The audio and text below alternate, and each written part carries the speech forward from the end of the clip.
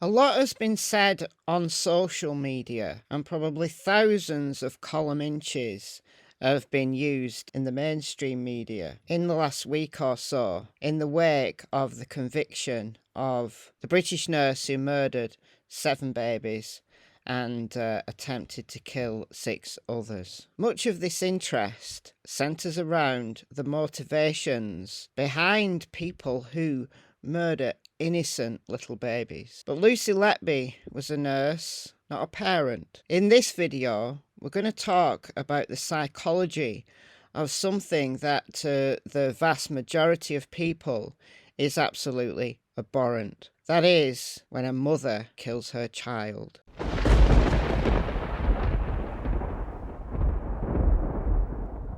Good morning everyone, my name is Michelle. I hope you're doing well. Welcome to another video. It is Monday morning and we're talking about the horrific subject of infanticide today. Murders occurring within 24 hours of birth are called neonaticides, because newborn babies are called neonates. Those committed after the first 24 hours but prior to 1 year of life are labelled infanticide. And then the murder of a child more than 1 year of age is known as filicide. And I've done a video about the psychology of filicide recently, so go and check that out. I'll leave it in the cards. That'll appear at the top right hand of your screen, and also a link to that will appear at the end of the description box. YouTube is putting those cards now in the description box, so I think that's useful. So go and check that out. In my opinion, it's an interesting video and perhaps more people need to watch it. We're going to talk about the psychology of infanticide, but actually 2 of the cases I'm going to talk about technically are filicide because they're children over 1 year of age. And the other 2 cases are technically neonaticide because they were the killing of newborn babies. So we're going to talk about 4 cases today. But first, let's talk about some kind of general statistics. In the United States, mothers commit the majority of neonaticide, infanticide and filicide acts. And that might come as a surprise because when dads kill their kids, it's a big news. Chris Watts is probably one of the biggest cases still talked about on social media. You know, the murder of his wife Shanann and their unborn baby Nico, and then the 2 little girls Bella and Cece, just absolutely shocked everyone. This guy who was apparently a hard worker and a great dad. I mean, what possessed him? And then recently we've had Chad Doman, who shot to death his 3 sons. It's actually mothers who commit the majority of these filicide acts. Dads are more likely to kill older children or as a result of physical abuse, but there's always the exceptions. Chris Watts, for example, we're not aware that he physically abused his children. This was just out of the blue, which makes it even more shocking. But the killing of little babies by their parents is not new. It's been known throughout history. And there are some cultural reasons why this still occurs in some parts of the world. Documents of cases of parental child murders can be traced throughout history due to superstitious beliefs, poverty, and overpopulation. In ancient Greece, for example, children with birth defects or visible disabilities were destroyed. In some cultures, disabled babies were thought to be possessed by demons and they brought shame to their family. So they were just sadly disposed of. It's horrific to think about that today, but it was common in various cultures throughout history. More recently, female infanticides were prominent and socially accepted in countries such as China and India. For example, impoverished Indian families feared that they would be unable to fulfill their daughter's responsibility of a marriage dowry. In China, food and medicine historically have been scarcely available for large periods of history, And it was better to invest time and money in raising a male rather than a female who would ultimately cost the family money for her marriage. In today's westernized society, the killing of a disabled child is utterly abhorrent. But the cases that we're going to talk about today, the children weren't disabled, the children were healthy, the children were alive. In two of the cases that we're going to talk about, their mothers said that they were stillborn. At least in one of those cases, the autopsy revealed that the baby was alive. If you've been following the Alexee Travizo case, you know exactly who I'm going to be talking about. Now, in some cases where mothers kill their babies, we can pinpoint it to a case of postnatal psychosis, which is a very serious form of postpartum depression. Parental psychosis can range from severe depression up to and including delusions, where somebody just completely loses grip of reality and enters a period of psychosis. None of the cases that we're going to talk about today, though, appear to have that origin. There was a case in my village when I was very young. I was only a child, but I remember my parents, my grandparents talking about it because it was on the street right next to where I lived. This woman was severely depressed and she killed her baby.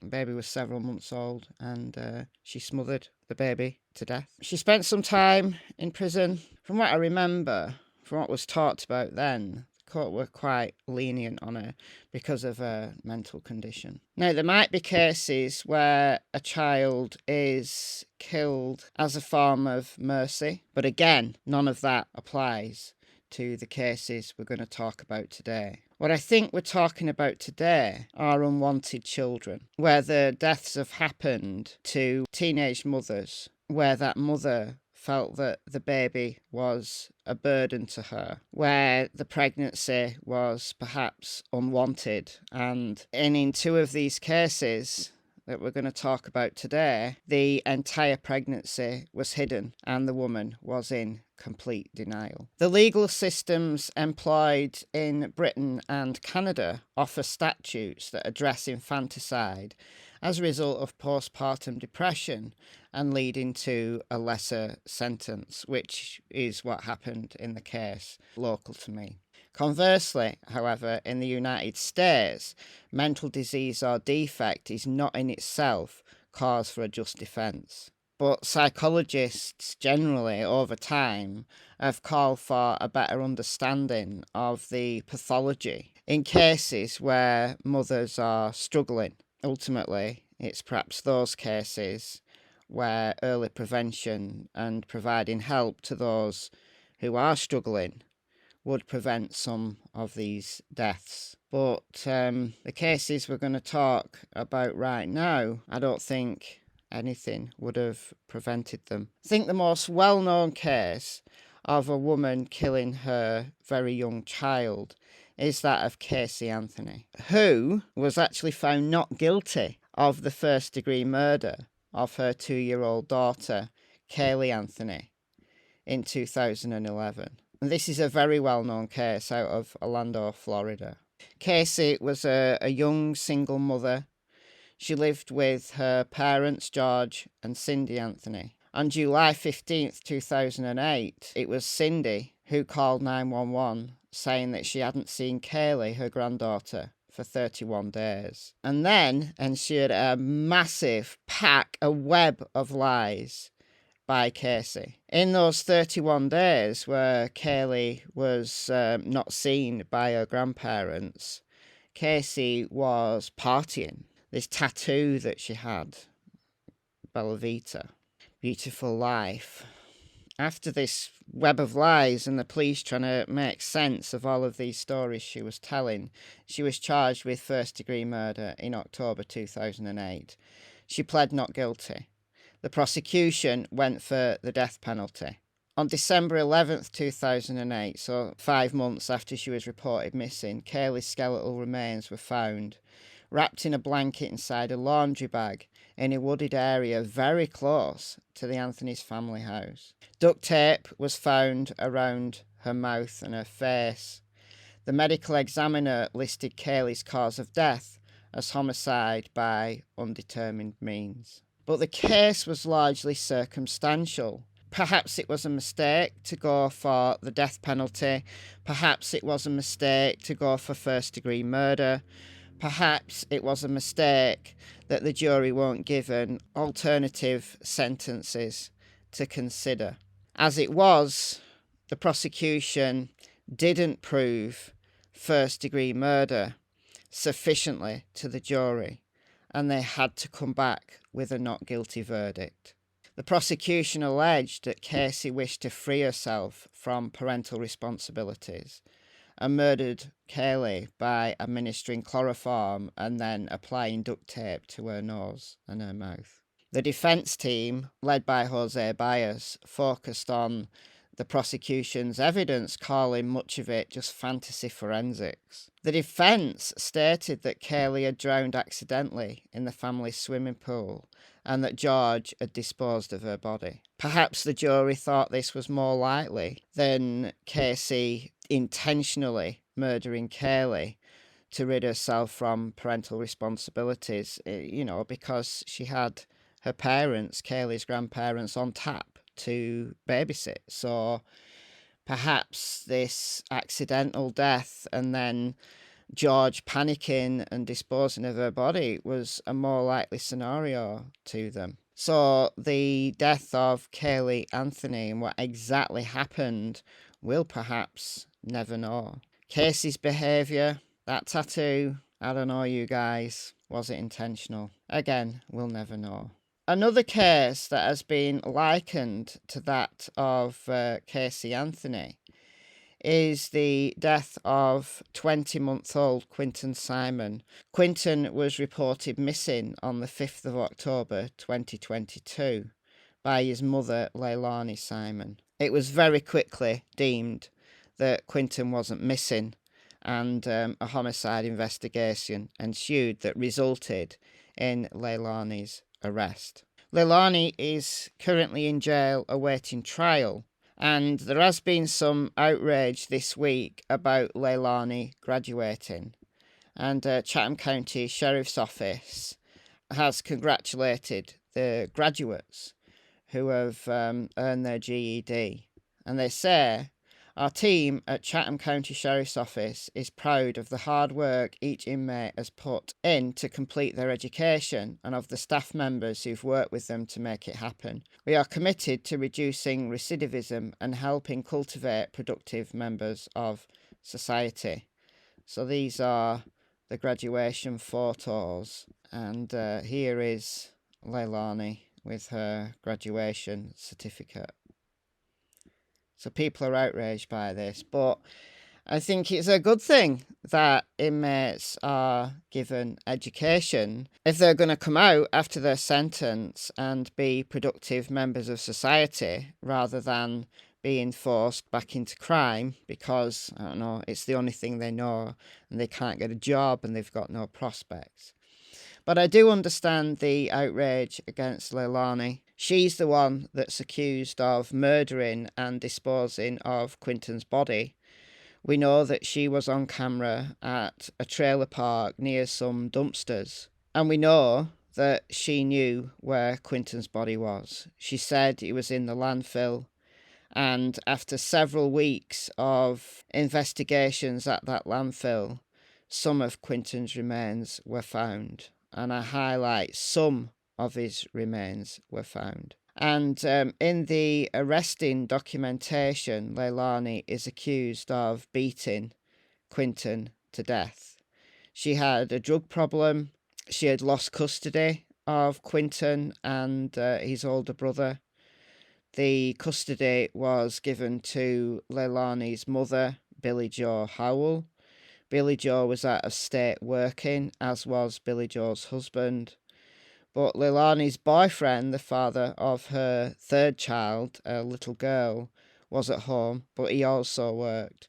And there was a babysitter that was looking after the children every day when the boyfriend Danny was at work. And this particular day, the 5th of October 2022, Danny told the babysitter that she wasn't needed. So how did Danny know the babysitter wasn't needed? Had Leilani told him that she'd look after the kids that day? That was against the custody rules. She wasn't meant to be alone with those children. So there's still a lot to come out in this case. And Leilani's motivation, if indeed she is the one who murdered Quinton, and personally I believe she is, but she is currently innocent until proven guilty in a court of law. I'm looking forward to this trial, to finding out exactly what happened to little baby Quinton. He's an absolute cutie. How can anybody hurt a child like this? But did Leilani just lose it? Was she depressed? She had some mental health problems. Perhaps she is a case where mental health is at the heart of this situation. But why Quinton? Why not his older brother? Why not the little baby? Why did she allegedly get mad at Quinton? Did she not like him? Sometimes in abuse cases, one child in a family is abused and the others aren't. One child is targeted and the others are just not. So it remains to be seen. But yeah, it's outraged people that Leilani has been allowed to graduate when, she could potentially spend a life behind bars or face the death penalty. But we've got to remember, she could be found not guilty. Let us not forget Casey Anthony. And if she is found not guilty, then she is going to need an education to keep her on the straight and narrow.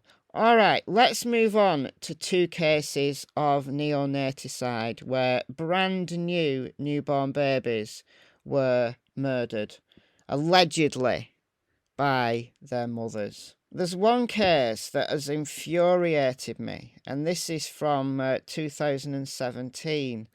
And this is the case of 18-year-old Brooke Skyler Richardson, who gave birth to a baby at home and buried her newborn daughter in the backyard of her parents' house. And this is out of Carlisle, Ohio. 2 months later, she admitted to what she'd done, or she described what had happened at least, to her doctor, who had a duty of care to inform the police. Skyler was charged with, but acquitted of, aggravated murder, child endangerment, and involuntary manslaughter. This infuriates me because she did it. She did it. She was only found guilty of abuse of a corpse, and she was given 3 years of probation. And then that probation was apparently ended early. I don't know, guys. Well, she became pregnant during her senior year of high school. And she knew she was pregnant. She was told she was pregnant by a gynecologist who she'd gone to get birth control from. And she begged the gynecologist for this birth control despite being pregnant. And she kept this pregnancy secret from her family and friends. And honestly, she didn't look pregnant. She didn't. She looked a bit thicker, I guess, around the middle. Her family could have been hoodwinked. She could have said she just put on some weight. She'd suffered from an eating disorder, and perhaps her family thought that she was recovering, and that's why she was putting on a little bit more weight. The prosecution alleged that the baby was born alive, while the defence argued that the baby, a little girl that Skyler called Annabelle, was stillborn. Because the remains were skeletal when they were dug up on July 14th, 2017, whether that child was born alive or whether she was stillborn couldn't be determined. These were theories put forward by the prosecution and the defence. An initial autopsy determined that the baby's bones were partially charred, and it was deemed that the child had died of homicidal violence. However, forensic pathologist Dr. Elizabeth Murray, who had initially identified signs of charring on the bones, retracted that claim before the trial. In an interview with the police, with neither of her parents nor her attorney present, Skyler was hesitant about the suggestion that she had buried the baby. Later, when a female officer was present, in response to being asked whether she'd attempted a cremation, she agreed. And when her parents were brought into the interrogation room, she stated, "I tried to cremate the baby just a little." But she was found not guilty of murder. So she's attended college. She works part-time at a law firm that represented her. And in 2022, she won a bid to have records of her conviction sealed. Now, why did she do it? Why did she keep that pregnancy a secret? Did her parents control her? Was she under a lot of pressure to do well? Was she a perfectionist? I mean, some people with eating disorders develop an eating disorder because they are a perfectionist. They want the perfect body. The morning after the birth, and this will stick with me, the morning after the birth, she texted her mother from the gym saying, "I'm literally speechless with how happy I am. My belly is back. OMG." So did her mother know something? I'll always wonder that, whether her mother knew something. Now, there's a new case that is currently under investigation that has a lot of similarity with Skyler Richardson's case. And that is the case of 19-year-old Alexea Trevizo. And this is an utterly bizarre case. Bizarre. This is out of New Mexico. Alexia has been accused of first-degree murder in connection with the death of her newborn son, which I believe she called Alex. Authorities claim she disposed of the baby's body by placing him in a trash can, and that's exactly where he was found. So this happened on January 27. She went to hospital because of severe back pain. Subsequent tests revealed that she was pregnant and she was in labour. And then on CCTV, she can be seen running into the bathroom. And there she gave birth to the baby and she wrapped him up in a plastic trash bag and then hid him in a trash can and put a clean trash bag over the top. But when nurses went in to the bathroom, it was like a horror show. There was blood everywhere. She tried to clean it up unsuccessfully. So because the baby was found almost immediately, a full autopsy was undertaken. These weren't just skeletal remains. And according to the autopsy findings, there's no physical abnormalities, no injuries detected. The examination revealed the presence of air in the lungs and the stomach, suggesting that the little baby boy was born alive following a full-term pregnancy. She was estimated at being 38 weeks pregnant, which is deemed full-term. And the cause of death was determined to be entrapment, that she's alleged to have wrapped up this little baby in a bag while he was alive. And she's just put him in a bin. She's just thrown him away. And she just went to join her mother. And her mother, Rosa Rodriguez, has maintained that she was unaware of Alexee's pregnancy at the time. Now, Alexee has acknowledged that she'd given birth. It's obvious she'd given birth. But she said that the baby was stillborn, exactly like Skyler Richardson did. The way that she talked about this baby shows me, I'm convinced that she had complete disregard for this baby. She had no connection with this baby at all. And I don't know whether her mother knew just by what she said, like, I told you so. The mother seems a little bit, I don't know, controlling. I just think Alexee knew she was pregnant. You can tell she's pregnant. Unlike Skyler, who just looked a little bit thick around the middle, in my opinion, Alexee looks pregnant in these cheerleading photos. How her mother didn't know, if indeed it's true that her mother didn't know, I have no idea. Now, the defence for Alexee is claiming that the hospital was negligent about giving Alexee opiates for pain control because of this back pain, and that it's their fault that the baby was born stillborn. Well, I don't agree with that. It's very common, at least in the UK, to give pethidine, which is an opiate, to women in labour. So I don't know how this defence is going to be able to argue this in Alexee's case, but it remains to be seen. It remains to be seen. And this case is so much like that of Skyler Richardson. However, there's a baby there that isn't skeletal. And it's known that this baby did breathe when he was born. So he wasn't stillborn. He was not stillborn. So Alexee is out on bail. We'll wait and see what happens in that case. And I just think this is a very simple case that she did not want that baby. Why she didn't just put him up for adoption, I'll never know. She just had a total disregard. The fact that she was like nothing was breathing. She was nothing. She called the baby nothing. Let me know what you think about all of these cases in the comments, and I'll see you in the next video. Bye, guys.